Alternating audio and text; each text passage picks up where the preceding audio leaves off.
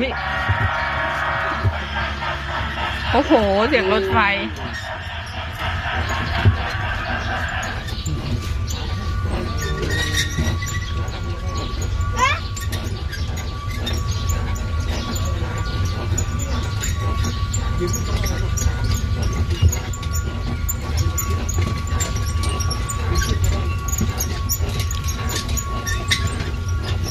ชอบไหมพี่จัย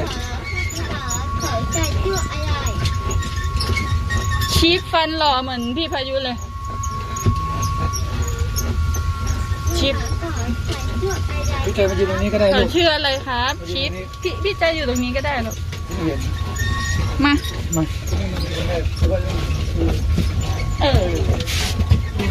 พี่จัยทำเหมือนพายุนี่ลูกชีฟลูก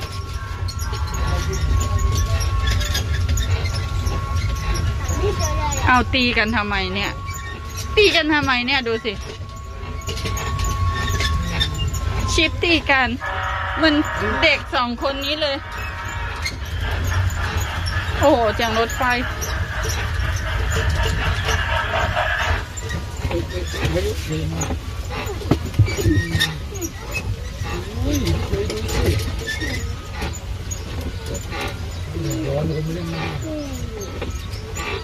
ตูดไหมพอดีใช่มันอันตรายมากปวดเจ็บเลยเพราะว่าต้องลากไปไกลตูดสุกแล้วเล่นไม่ได้ตูดสุกพอดีแดดร้อนน่ากลัวอันตรายเกิน